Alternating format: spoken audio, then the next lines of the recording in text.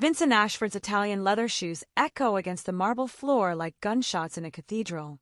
Each step sends a sharp crack through the silence of his Bel Air mansion, and he freezes mid-stride, one hand still gripping the ornate door handle behind him. Something's wrong. The house smells different, vanilla candles burning somewhere upstairs instead of Diane's usual jasmine, and there's music drifting down, something soft and unfamiliar that his wife never listens to. His silk tie suddenly feels like a noose around his throat. 14 hours on a plane from Singapore, 3 time zones spinning in his head, jet lag pressing down on his shoulders like wet concrete, but none of that explains the ice water now flooding his veins. The afternoon sun cuts through the tall windows of the foyer, painting geometric patterns across the polished floor, light and shadow in stark contrast. Everything looks perfect. The fresh flowers Rosa always arranges on the entry table, the spotless marble, the crystal chandelier hanging overhead catching the light and throwing rainbows across the walls. Everything is exactly as it should be. Too perfect. Too quiet. Too wrong. A woman's laughter filters down the curved staircase, light, carefree, intimate. But it's not Diane's laugh. Vincent knows his wife's laugh, the way a conductor knows each instrument in his orchestra, and this isn't her sound. His hand hovers over his phone in his jacket pocket. Should he call security? His heart hammers against his ribs, a rhythm he hasn't felt since his first major acquisition, that animal fear that something crucial is slipping through his fingers. 23 years of marriage, 2 kids away at college. He built a technology empire from nothing, so she would never want for anything, so she would never have a reason to look elsewhere, so she would never. The laughter comes again, and this time Diane's voice joins it, low and urgent, words muffled by distance and walls. Vincent's fingers go completely numb. His phone nearly slips from his grip. Another voice joins the conversation, male, deep, confident. A man's voice. In his house. In his bedroom. The crystal chandelier above him suddenly feels like it weighs 10,000 pounds, like it might fall at any second and shatter everything beneath it into a million irreparable pieces. He moves toward the stairs. Each step is deliberate, measured, the way he walks into boardrooms when acquisitions go hostile. His mind races, rewinding through the last 6 months like security footage. Every late-night book club meeting that ran until midnight. Every weekend, spot A, with girlfriends whose names he never quite caught. Every time she said she was volunteering somewhere and came home glowing, energized in a way she never was around him anymore. How long has he been blind? How many signs did he miss while he was busy in Singapore, in Tokyo, in London, building his empire while his marriage crumbled? The second-floor hallway stretches impossibly long, like he's walking through honey, through quicksand, through a nightmare where the destination keeps receding no matter how many steps he takes. The voices get louder, multiple people now, at least 3 or 4 distinct speakers, all coming from behind the closed door of the master bedroom. His bedroom. Their bedroom. Vincent's jaw clenches so hard his teeth ache. He's negotiated billion-dollar deals without his voice shaking, stared down corporate raiders without blinking, but his hand trembles violently as he reaches for the doorknob, fingers closing around the cold brass. A hand shoots out from nowhere and grabs his wrist in an iron grip. Rosa materializes from the linen closet like a ghost, and her weathered face shows an expression he's never seen in 15 years, pure, undiluted terror. Her dark eyes are wide, her olive skin pale beneath the hallway lights. "Mr. Ashford," she whispers, her fingers digging into his arm hard enough to leave marks. "Please, don't." Her English, usually careful and precise, fractures under stress. "You don't understand. If you go in..." She glances at the bedroom door, then back at him, and he sees tears streaming down her cheeks, carving wet tracks through her composure. Everything changes. Everything. Vincent tries to pull away, but Rosa holds firm with a strength that seems impossible for her small frame. Her grip is desperate, trembling. 5 minutes, she begs, her voice breaking. "Give me 5 minutes to explain. Por favor. Please, Mr. Ashford. 5 minutes before you." The bedroom door opens a crack. Vincent freezes like a deer in headlights. A stranger's silhouette appears in the gap. Tall, broad-shouldered male. The figure moves across the opening, backlit by the warm glow from inside the room. Diane's laugh comes again, this time nervous, high-pitched. Rose's grip on his wrist becomes painful, desperate. "Be quiet!" She mounts silently, her lips forming the words without sound. She pulls him toward the stairs, tugging with all her weight, trying to move him away from that door, away from whatever truth waits on the other side. Vincent's entire body wants to explode forward, to burst through that door, to demand answers, to see with his own eyes what his imagination is already showing him in vivid, terrible detail. But something in Rose's eyes stops him cold. Not guilt, not the look of someone protecting a simple affair or covering up a betrayal. This is fear, raw, bone-deep fear. And something else, a plea that goes deeper than protecting secrets, deeper than loyalty to Diane. This is the look of someone trying to prevent a catastrophe. The door closes with a soft click. Rosa tugs harder, pulling him toward the staircase with surprising force. "The guest house," she whispers urgently. "Now!" Before they... A crash from the bedroom. Something heavy hitting the floor. Diane's startled cry, sharp and sudden. Vincent's muscles coil like springs ready to snap, every instinct in his body screaming at him to move, to act, to protect, to confront, to end this nightmare. Rosa's fingernails dig into his wrist, holding him back with everything she has. Where are you watching from? Drop your city below and hit subscribe, because this story is about to take a turn that'll leave you speechless. I promise you're not ready for what happens next. Diane Ashford's fingers trace the edge of her diamond necklace, adjusting it for the third time in as many minutes. The charity gala sprawls across the manicured lawn of the Huntington estate, string lights draped between ancient oak trees like captured stars. 200 donors an evening were mingling with champagne glasses that catch the last rays of sunset. She scans the crowd and does the math she always does at these events. Half of them actually care about the literacy programs. The other half are here for the networking, the tax write-offs, the chance to be photographed next to Vincent Ashford and his empire. She knows this dance by heart now. Smile. Make small talk. Write a check larger than most people's annual mortgage payments. Repeat. 30 feet away, Vincent works the room like he's closing deals, which he probably is. His phone is glued to his ear even at their own foundation's event, his free hand gesturing as he talks, probably to someone in Shanghai or London or Dubai. Diane watches him and feels absolutely nothing. No anger, no jealousy, just a vast, echoing emptiness. She's been Mrs. Vincent Ashford for 23 years.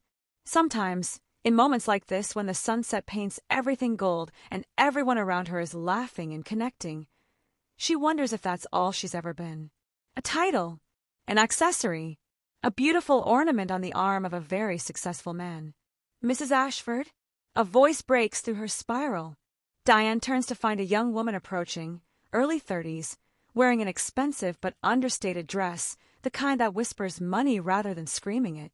Her eyes are intelligent, direct, alive in a way that most people at these events aren't. "I'm Dr. Sarah Finch. I run the after-school program your foundation supports."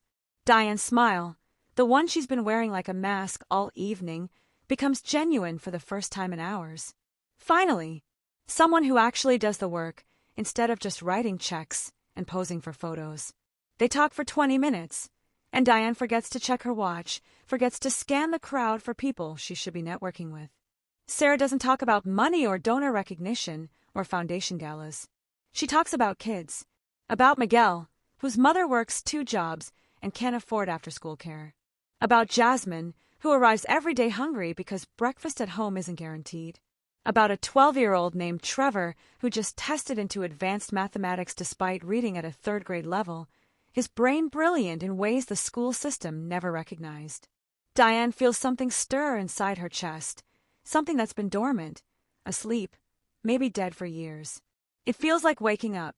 It feels like remembering who she used to be before she became Mrs. Vincent Ashford, back when she was just Diane Morrison, a teacher in her mid-20s who believed education could change everything. At home that night, Vincent barely looks up from his laptop. He's in bed but not present, his mind already in whatever time zone he's flying to tomorrow. "Good turnout," he says absently, his eyes never leaving the screen. Diane sits at her vanity and removes her jewelry piece by piece. The diamond necklace, the matching earrings, the tennis bracelet. Each piece costs more than Sarah's entire program budget, probably. When did she and Vincent stop talking? Really talking, not just exchanging logistics and schedules and polite observations about successful events? Her phone rings. Emma, calling from Stanford with student council drama. Then Marcus from Yale with fraternity problems. Both her children sound exactly like their father, driven, ambitious, distant, efficient with their words.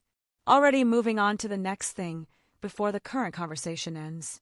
Diane stares at her reflection in the mirror after the call's end. 49 years old. Face still beautiful thanks to excellent genetics and an even better dermatologist. Body maintained by a personal trainer and careful discipline. She lives in a house that could fit 6 families. She has a closet full of designer clothes and a calendar full of charity events and a life that looks perfect from every angle. A beautiful house. A beautiful life. A beautiful cage. She starts volunteering at Dr. Sarah Finch's center the next week. Vincent doesn't notice because he's in Tokyo, then London, then Dubai, his absence, so normal now that she stops marking his departures and arrivals. The kids don't notice because Emma and Marcus are busy with their own lives, their own ambitions, their own worlds that don't include frequent calls home. But Diane notices everything. She notices Miguel, 9 years old with holes in his shoes and a smile that could light up cities. She notices Jasmine, 7, who hoards cafeteria snacks in her backpack for siblings at home. She notices Trevor, 11, reading at a 3rd grade level but solving puzzles that would stump most adults, his brain wired differently, brilliantly. Diane helps with homework, brings supplies from her own money, stays past closing time. Rosa, their housekeeper, sees the change immediately.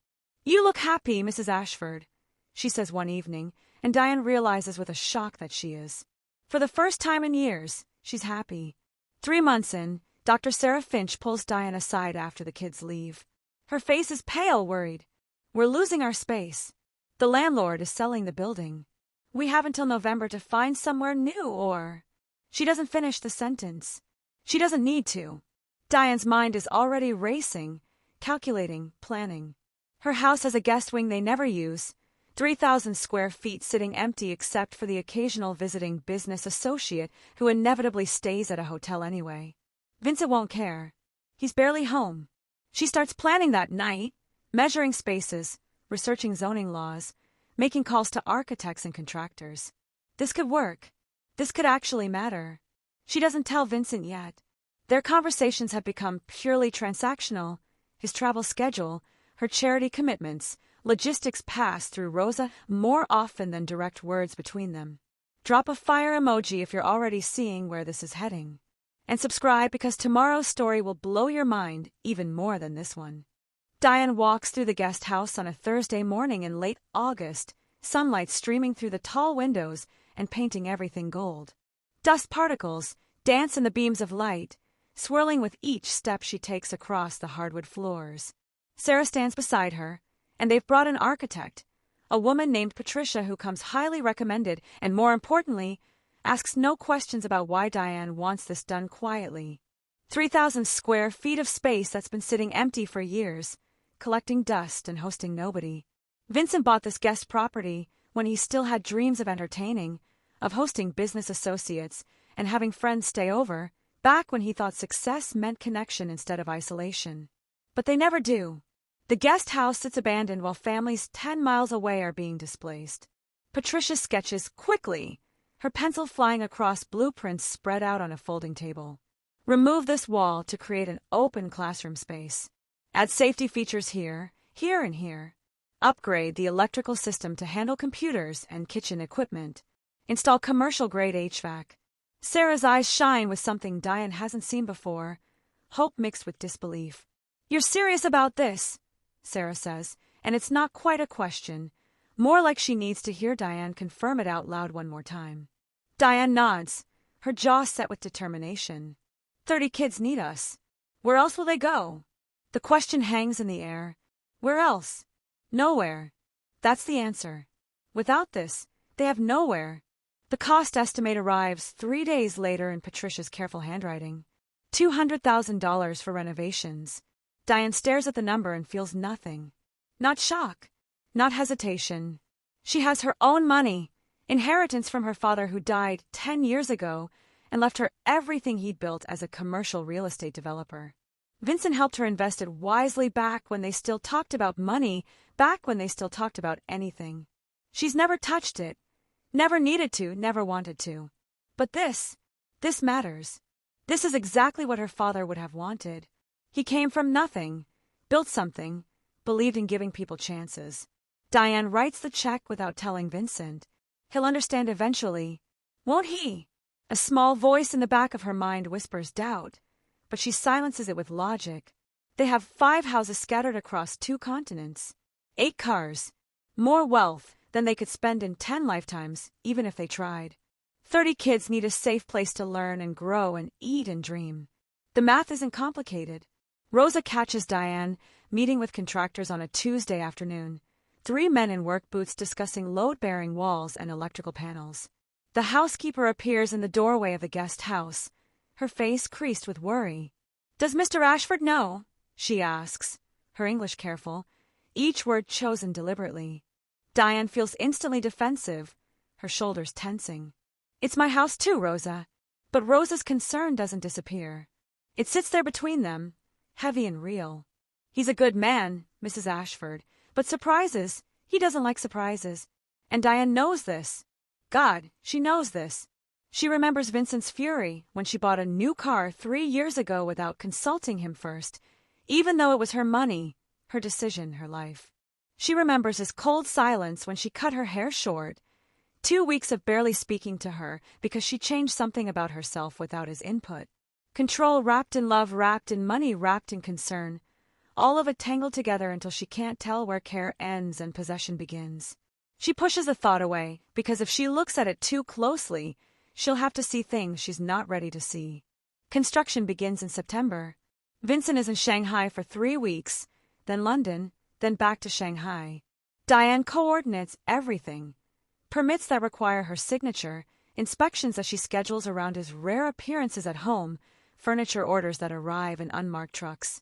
The kids from Sarah's center visit one afternoon to see the progress, and their eyes go wide at the space, at the possibility of it. Miguel, the 9-year-old with holes in his shoes, whispers to Diane like he's afraid to speak too loud and break the spell. "Is this really for us?" Diane's chest tightens with a feeling she hasn't experienced in years. Purpose. Real. Solid. Undeniable purpose. This is what money should do. Not sit in offshore accounts growing like some kind of parasitic organism. Not buy a 7-vacation home that nobody visits. But this. Transform lives. Give chances. Create possibilities where none existed. She keeps everything hidden from Vincent through October. He comes home for 48 hours between trips to Tokyo and Dubai, sleeps off his jet lag, works from his home office with the door closed, and leaves again. Their 23rd wedding anniversary passes with a wire transfer to her account and an apologetic voicemail about a deal that couldn't wait. Emma video calls once from Stanford to ask for money for a sorority formal. Marcus calls from Yale to say he's not coming home for Thanksgiving because he's going skiing with friends in Aspen. The house echoes with absence, with all the ways a family can be together and still be completely alone.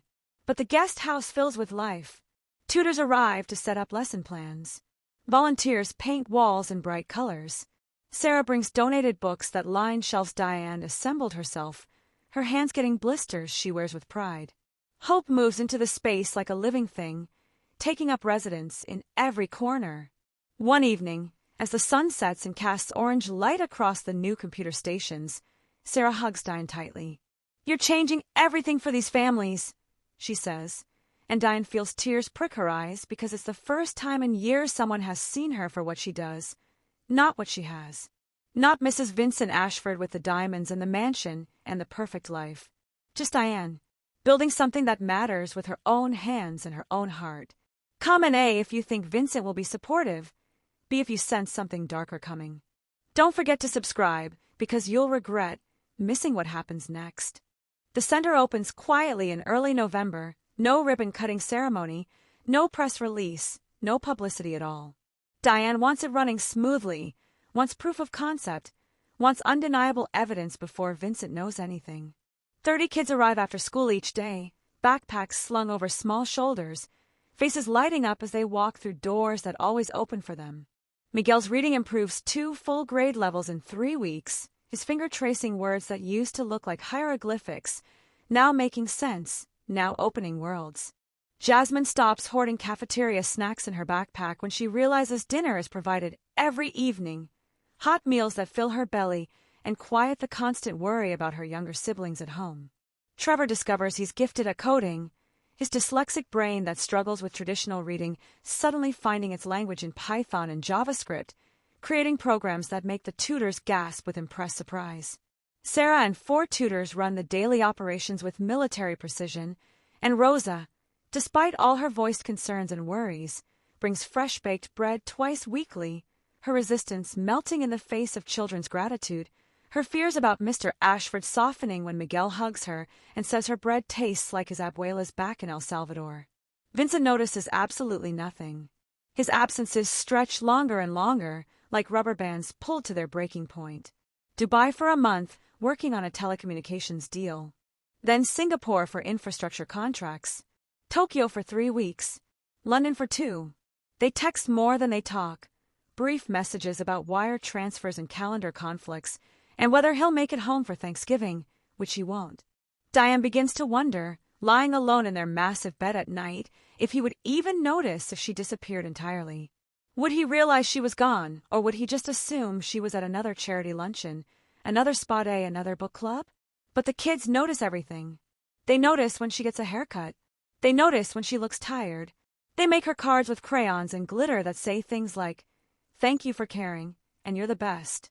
They share their dreams with her, whisper confessions about wanting to be doctors and engineers and teachers. They trust her with their fears about parents who might lose jobs, about siblings who are sick, about futures that feel uncertain. This matters. This is real in a way that nothing in her life has felt real in years. Her old life, the endless cycle of charity luncheons and designer shopping and gallery openings and galas, feels hollow in comparison, like eating beautiful food that has no taste. Mid-November, Vincent's assistant calls Diane's cell phone. Her name is Patricia, and she's always been kind in that professional way assistants to powerful men learn to perfect. "Mrs. Ashford, Mr. Ashford is coming home early from London. Personal matter. He asked me specifically not to tell you because he wants it to be a surprise." Diane's stomach drops like an elevator with cut cables. The center runs Monday through Friday until 7 in the evening. It's Tuesday. Vincent will land at 2 in the afternoon. She calls Sarah immediately, her hands shaking so badly she can barely hold the phone. "We need to close early today. Like right now. We need everyone out. But there's a problem," Sarah explains with barely contained panic in her voice. "The state inspection is scheduled for 4 in the afternoon. It's mandatory. They cannot reschedule without losing their provisional license, and without that license, they can't operate legally, and without legal operation, everything they've built collapses." Diane makes desperate calculations in her head, the kind of mental math she used to do in her teaching days when trying to fit too much curriculum into too little time. Vincent always goes to his office first after international flights. Always. It's his ritual to check in with his team before coming home. She can get the kids out by 5:30, have the tutors clean up the space by 6, make it look dormant and unused. He never checks the guest house anyway. In 15 years, he's probably been inside it 5 times total. Rosa appears at Diane's elbow looking physically ill with worry, her olive skin pale, her hands wringing her apron. "Mrs. Ashford, you need to tell him. Before he finds out like this. Please. This is not the way." But Diane can't. Not yet. Not until she can show him the test scores that prove Miguel is thriving. Not until she has the attendance records that show perfect participation. Not until she has proof that this works, that this matters, that this justifies everything. Vincent is a numbers man. He respects data. She needs numbers. Not pleas, not emotions, not explanations without evidence. The inspection runs devastatingly long. Inspector Davis is thorough to the point of obsession, checking every electrical outlet, testing every fire extinguisher, reviewing every policy document with the speed of a man who has nowhere else to be. It's 6:45 when he finally leaves, satisfied and approving, his signature on the license making everything official and legal. But it's too late. Diane sees Vincent's black Mercedes in the circular driveway through the guest house windows, and her heart stops beating, just completely stops. The center still has 15 kids waiting for late parent pickups. Parents stuck in traffic or working overtime, or dealing with their own complicated lives. 3 tutors are cleaning up, wiping down tables and organizing books. Sarah is finishing paperwork at her desk, totally unaware of the disaster approaching. Diane runs toward the main house, her flat slapping against the stone pathway. Rosa meets her at the door, her face the color of paper. He went upstairs to rest. He doesn't know yet. But Mrs. Ashford, she grabs Diane's arms with trembling hands, her grip desperate. His CFO called while you were gone. Something about unauthorized expenses. Large withdrawals from your investment accounts. He's looking into everything.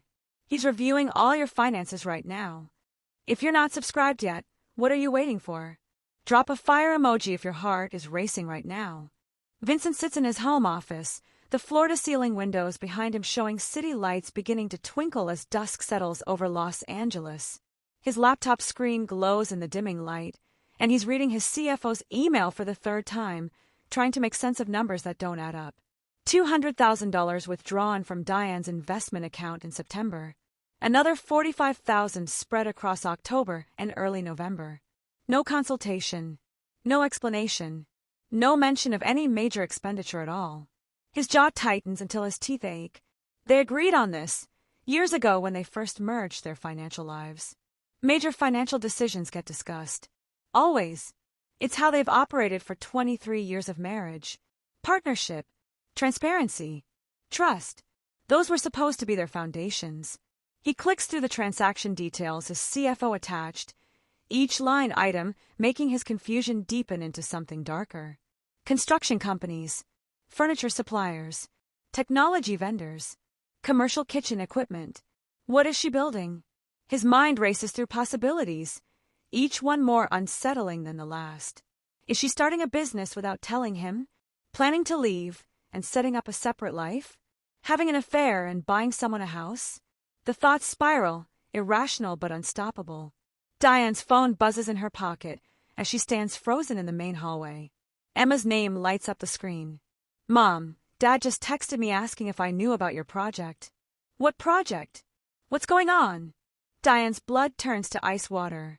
Vincent's already mobilizing, already pulling threads, already involving their children in whatever investigation he's launched.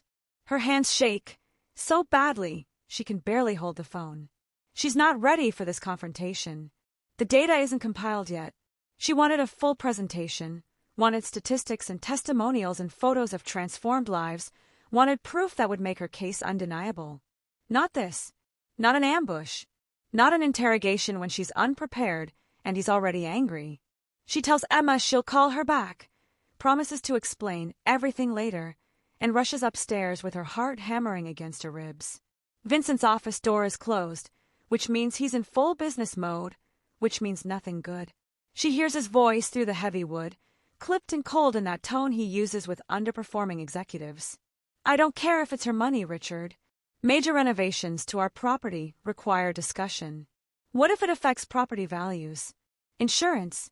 What about liability issues? What if someone gets hurt on our property during whatever she's doing? Diane's chest constricts like someone's wrapped steel bands around her lungs. Liability. Of course that's his first thought. Not the purpose of the project.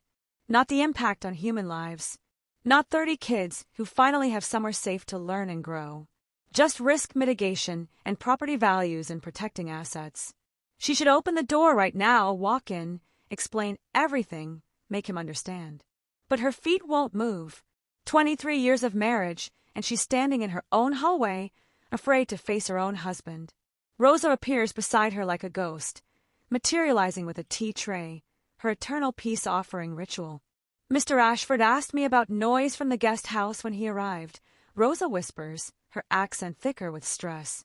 I told him contractors. Termite damage repairs. The lie hangs between them in the air, fragile and temporary. Rosa's dark eyes plead with Diane. Tell him tonight, Mrs. Ashford, before he finds out another way. Please. He'll be angrier about the secret than the money. You know this.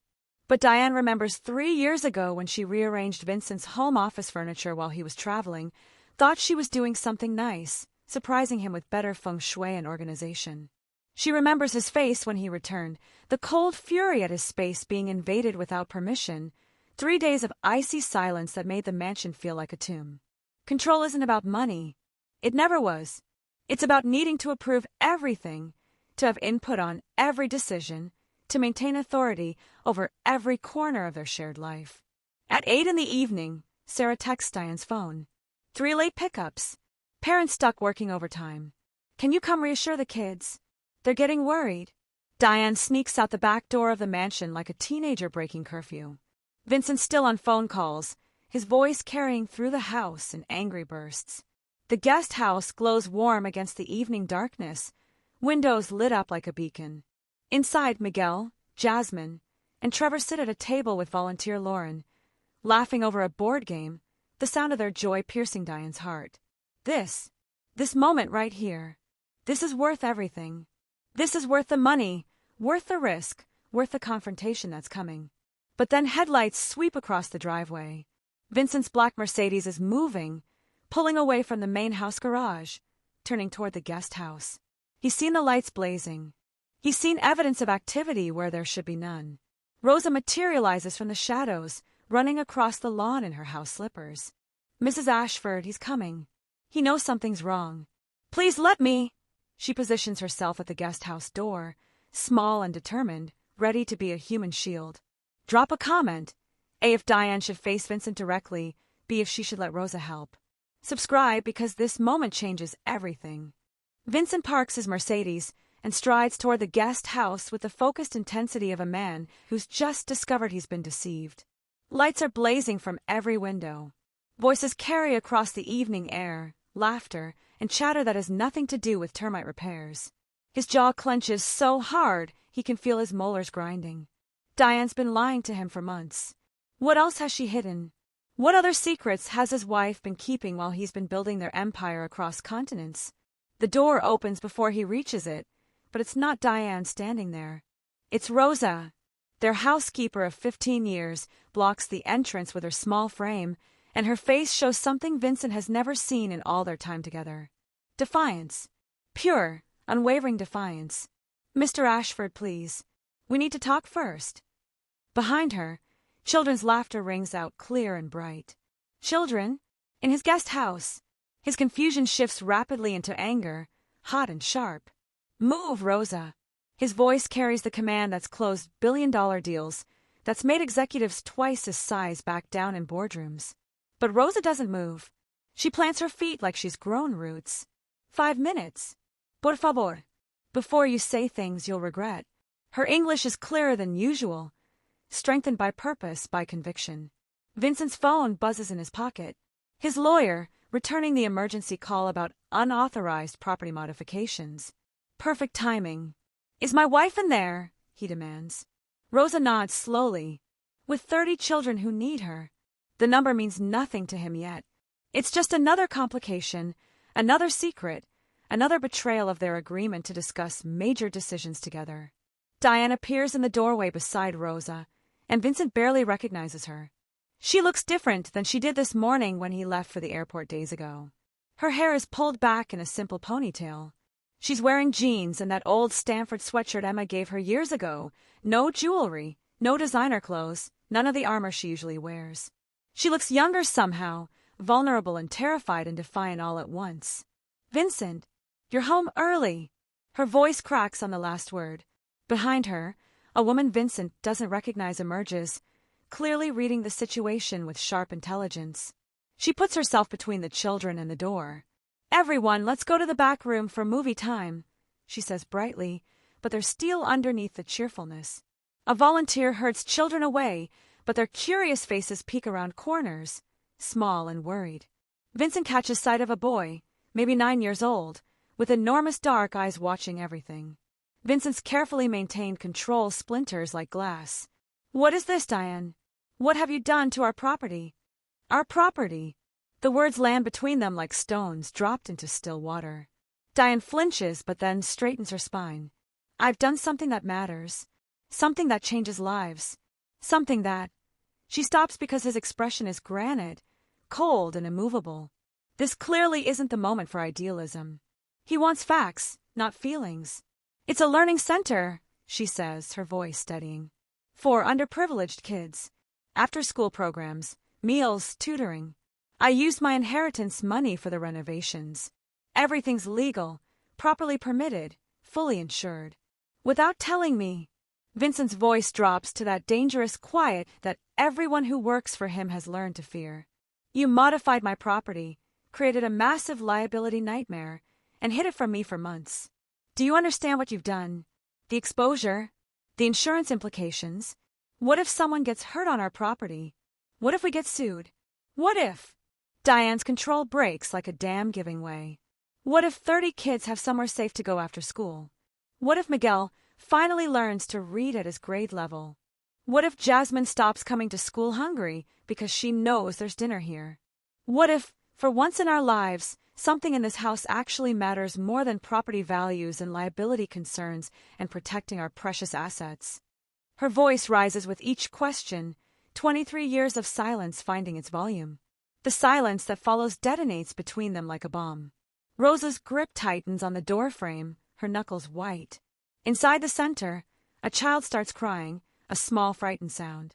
They're sensing the adult anger, the threat of losing this place that's become their refuge. Subscribe if you can feel this moment in your chest.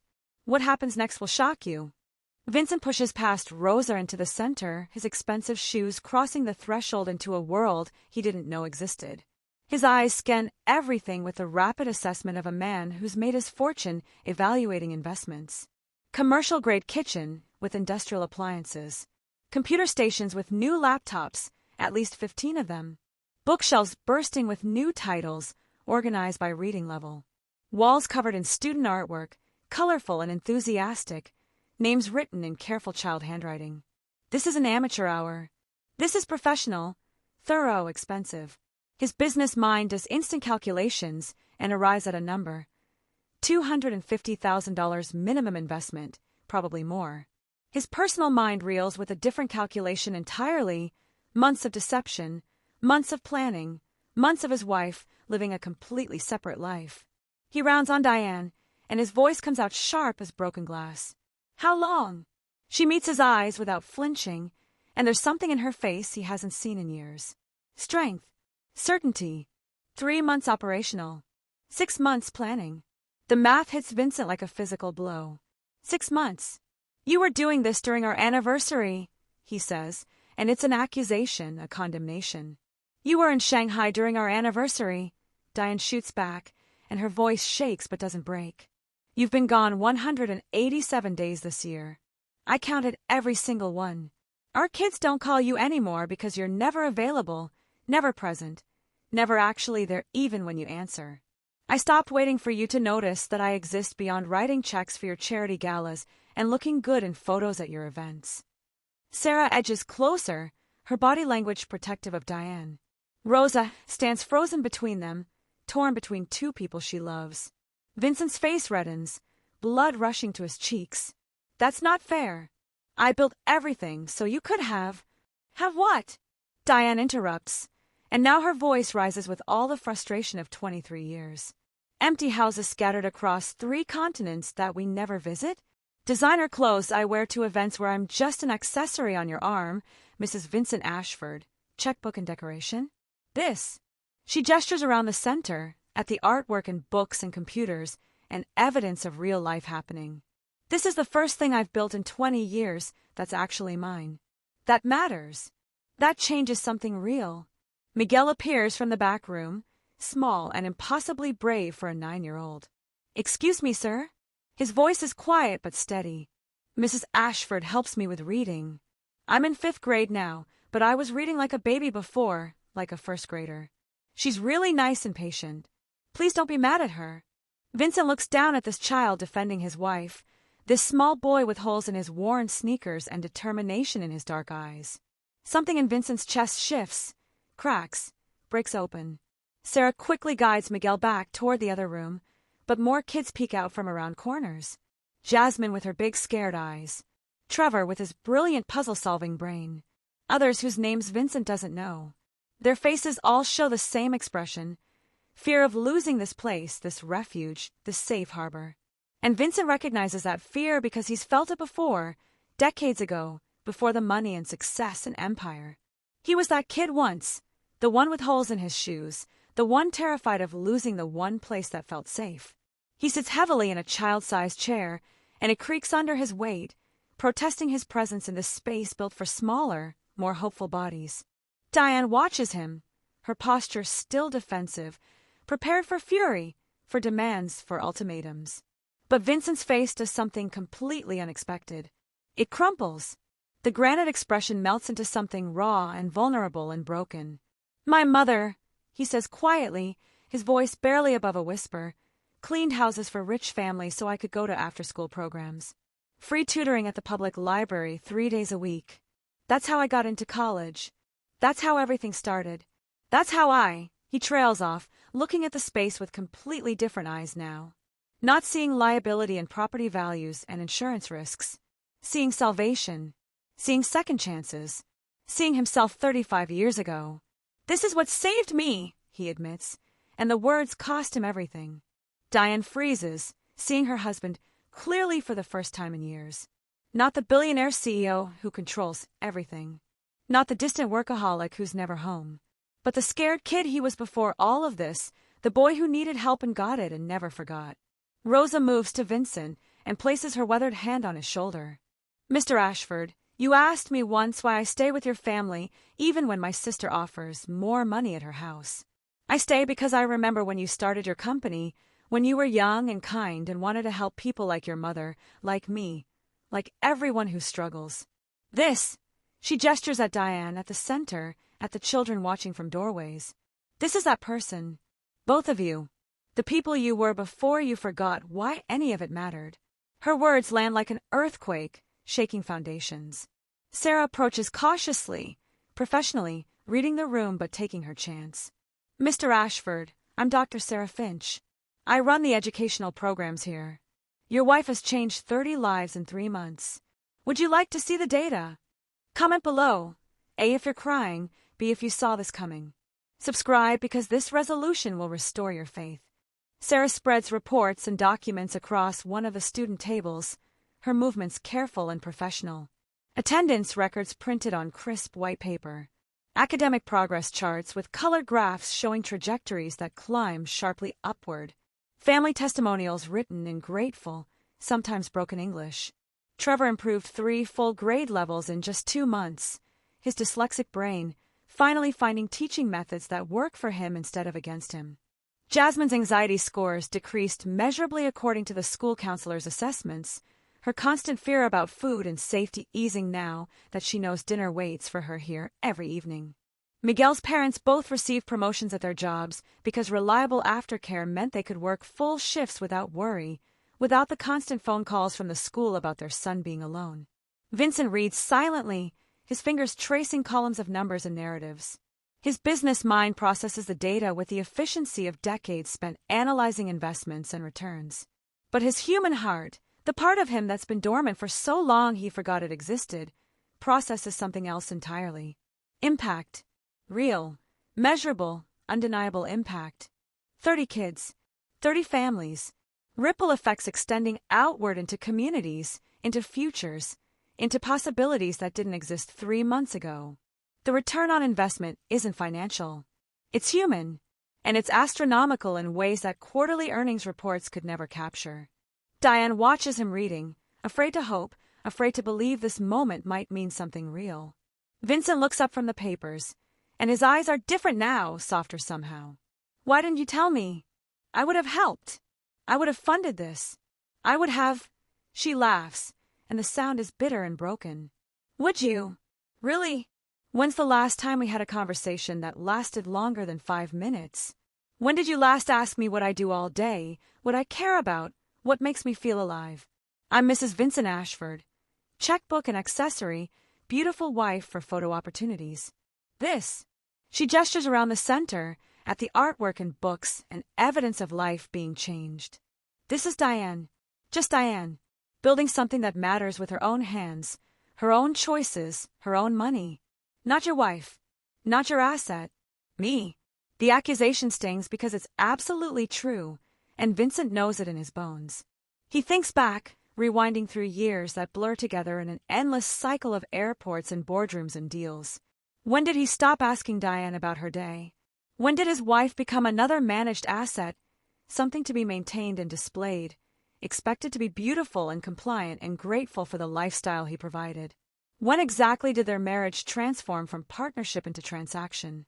And Emma's distance when she calls, Marcus's formal politeness, the way both his children treat him like a benevolent stranger who funds their lives but doesn't participate in them, they learned that from watching him. Take what you need, achieve your goals, move on to the next thing. Never stay. Never connect. Never be truly present.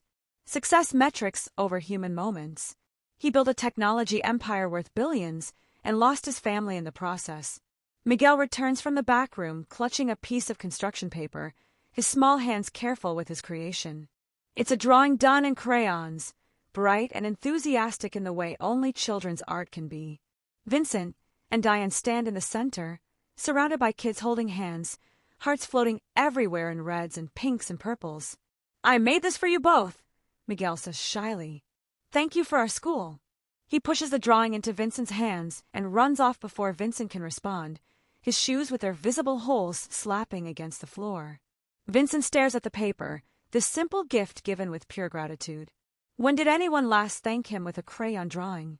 His shareholders want profit margins and growth projections. His board wants expansion strategies and market domination. His family wanted his presence, wanted him to show up and be there and care about the small moments, and he gave them everything except that. The drawing blurs as unexpected tears surface, hot and shameful and real. Diane's hand finds his, her fingers intertwining with his, and it's the first touch they've shared in months that isn't performative, isn't for cameras or appearances, isn't empty. I'm sorry, Vincent says, and he means it deeper than words can express, means it in his chest and his throat, and the parts of him that have been numb for years. You built something beautiful. I built walls. Diane squeezes his hand, and her own tears are falling now. We both did, she whispers.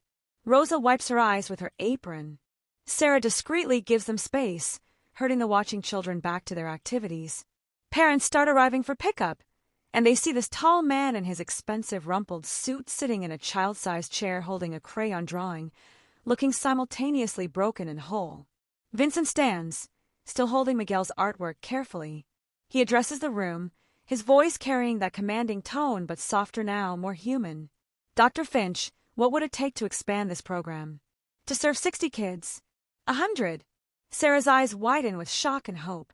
Funding for more staff, additional space, more resources. Vincent nods decisively. You have it. All of it.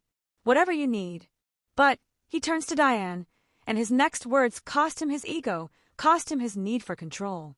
You're in charge. Not me. Not my foundation. Not my lawyers or accountants. You. Will you let me help your dream, instead of trying to take it over? Drop a fire emoji if your heart is full. Subscribe because you need to see how this story ends. Later that night, Vincent and Diane sit on their terrace, the one that wraps around the west side of their mansion with views stretching across Los Angeles. The city glimmers below them like a carpet of fallen stars, millions of lights marking millions of lives they know nothing about. They haven't sat here together in years, maybe 3 or 4, maybe longer. The furniture still looks new because it's barely been used. Vincent breaks the silence first, his voice rough. I've been a terrible husband and father. Diane doesn't argue, doesn't rush to reassure him the way she might have years ago. I've been a ghost wife, going through motions, smiling for cameras, writing checks, being Mrs. Vincent Ashford instead of just being Diane. They're quiet again, but it's different now. Finally honest instead of comfortably numb. When did we stop being real? Vincent asks, and the question hangs in the cooling evening air. Diane considers it carefully, looking out at the city instead of at him. When success became the only language we spoke. When enough was never enough. When I became your achievement instead of your partner. When you stopped seeing me as a person and started seeing me as part of your collection of perfect things. Vincent's phone buzzes in his pocket. Board meeting agenda for tomorrow, his assistant sending final details. He pulls it out, looks at the screen, and does something he's never done in 20 years of building his empire. He silences it without reading the message. Diane notices, and her eyebrows rise slightly. "I want to change," Vincent says, staring at the dark phone in his hand. "But I don't know if I can. This company, these deals, the constant motion, it's all I've been for 20 years. I don't know who I am without it." Diane nods slowly, understanding him better in this moment than she has in a decade. "I want to change too, but I don't know if I can trust you." "Trust us. We've been strangers pretending to be married, performing for our kids and Rosa, and everyone who thinks we have it all figured out. The admission hurts like surgery, necessary and healing and absolutely excruciating. What if we're too broken?" Vincent asks, and his voice cracks on the last word. "I think," Diane says slowly, choosing each word with care, "we start by being honest. About everything. No more hiding projects. No more pretending we're fine when we're not. No more performing." She turns to look at him directly now, her eyes searching his face. "I don't need you to fund my center. I don't need you to fix it or improve it or turn it into some massive foundation project. I need you to see me, ask about my day, be present when we're in the same room. Not fix things, or solve problems or optimize systems. Just be here. Actually here." Vincent absorbs this, and it feels impossible. His entire adult life has been about fixing and solving and optimizing. Being without doing feels like drowning, like free-falling without a parachute. "I don't know if I know how to do that," he admits. "Then we learn together," Diane says, and there's steel in her voice now. "Or we don't. But I won't keep living half a life in this beautiful cage, pretending everything's fine while I die inside a little more each day." Vincent makes a choice that terrifies him more than any business risk he's ever taken. "I'll step back from CEO. Promote Richard to take over. I'll consult part-time, maybe 20 hours a week. No more 200 travel days a year." Diane's eyes widen with shock. "Vincent, your company is successful enough to run without me consuming it, or letting it consume me." He takes her hand, and it feels fragile and precious. "Emma graduates in May. Marcus in 2 years. When did I last attend a parent weekend? When did I last know your actual dreams beyond which charity gala you're planning? I want to meet my wife again. If she'll have me." Diane doesn't answer immediately. This moment is too big, too sudden, too much. "I need time," she says finally, "to trust this, to believe it's real and not just something you're saying because you got caught and feel guilty." Vincent nods, and for once he doesn't try to negotiate or convince. "I understand, but I'm here, present, starting now, every single day, until you believe it." They sit in difficult silence. Not fixed, not healed, not wrapped up with a bow, but honest. Finally, brutally, hopefully honest. Inside the house, Rosa watches them through the windows, her lips moving in whispered prayers to saints and angels. Diane's phone buzzes with a text from Sarah. "Kids asking if the nice man is coming back. I told them yes." Diane shows Vincent the message. "They want you to read to them tomorrow. 4 o'clock. Vincent pulls out his phone, scrolls through tomorrow's calendar, and cancels a conference call with executives in 3 different time zones. "I'll be there," he says, and he means it. Subscribe if you believe in second chances. Come and hope if this moved you. 3 months later, the center has doubled in size and now serves 80 kids across 2 shifts, morning and afternoon, with a waiting list of 30 more families hoping for spots. Vincent reads to second graders every Tuesday and Thursday afternoon, sitting cross-legged on the floor while small bodies crowd around him, their faces wrapped as he does different voices for characters in chapter books. Emma flies home during her spring break from Stanford and volunteers teaching art classes, rediscovering her own creativity that got buried under pre-law requirements and her father's expectations. Marcus helps with math tutoring via video call from Yale when his schedule allows, and he's surprisingly patient with kids who struggle with concepts he finds easy. The family works together, imperfectly and messily, still learning how to actually be present with each other. Diane co-directs the center with Sarah, makes real decisions, owns her purpose in a way that lights her up from the inside. Vincent learns to listen more than solve, to ask questions instead of assuming he knows best. It's harder than running a multi-billion-dollar corporation. It matters infinitely more. Miguel reads at grade level now, sometimes even above it, his finger no longer tracing words because he doesn't need that crutch anymore. Jasmine wants to be a chef and takes cooking classes in the center's expanded commercial kitchen, her face glowing with pride when she makes tres leches cake from her grandmother's recipe. Trevor got accepted to a competitive STEM magnet school across the city, his gift for coding opening doors that would have stayed locked forever without this place. Vincent watches these transformations with something close to wonder. "How did I miss this for so long?" he asks Diane one evening as they walk home from the center together, a new ritual they've developed. "You were looking at spreadsheets instead of faces," she says, and there's no anger in her voice anymore, just honesty.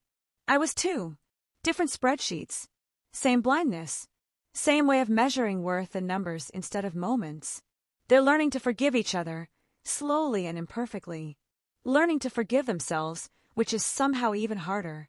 The center gets written up in the local news, a feel-good story about grassroots community transformation. Diane's face headlines the article, not Vincent's money or his company's name. Just Diane Ashford, and the learning center she built with her own vision and determination. Vincent frames the article and puts it in his office where he used to display acquisition announcements and stock certificates. Rosa catches him standing there one morning, just looking at it and smiling. She's proud. The housekeeper observes quietly. "Finally!" Vincent nods, his throat tight. "She should be. This is real. Everything else I built is impressive, sure, but it's just numbers on screens and buildings with my name on them." Rosa pats his arm with maternal affection. "Numbers feed families too, Mr. Ashford. Your work matters. But love feeds souls. You're learning the difference." She's absolutely right. He's learning that success without presence is just expensive loneliness in a big house. Diane and Vincent start weekly date nights. Real ones where they turn off their phones completely and talk about things that matter instead of logistics and schedules. They fight sometimes, learning each other again like they're on a second first date, discovering who they've become in the years they weren't paying attention. Vincent struggles with patience, with not trying to control and optimize everything. Diane struggles with trust, with believing that this change is permanent and not just temporary guilt. But they keep showing up for each other, keep trying even when it's uncomfortable. Emma calls more often now, actually talks instead of just asking for money transfers. Marcus comes home for a weekend and admits over dinner that he chose Yale partly because it was the farthest Ivy League school from California. "I wanted to matter more than your company," he tells his father, and Vincent has to excuse himself from the table because the words hit too hard. But he comes back, and they talk, and Vincent absorbs the pain he caused and commits to healing it however long that takes. Family isn't an achievement you can check off a list. It's a practice, daily and imperfect and ongoing. One evening, Vincent and Diane stand in the center after all the kids have gone home. Children's artwork covers every available wall, dreams illustrated in bright crayon and washable marker. Pictures of what they want to be when they grow up. Pictures of their families. Pictures of this place that's become their refuge. Miguel's mother stops by to pick up a backpack her son forgot, and she hugs both of them with tears in her eyes. "You gave us hope when we had none," she says simply. Walking back to the main house as the sun sets, Vincent pulls Diane close, and she leans into him in a way she hasn't in years. "Thank you for not giving up," he says quietly. "On them. On us." Diane tilts her head against his shoulder.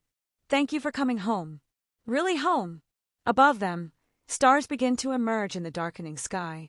Their house is fuller now, not with more things, but with purpose and presence and second chances built on honest foundations instead of beautiful lies. Rosa watches them from the kitchen window, a dish towel in her hands, smiling that private smile of someone who's witnessed a miracle. This is what home should be. This is what love looks like when it stops performing for audiences and starts being real.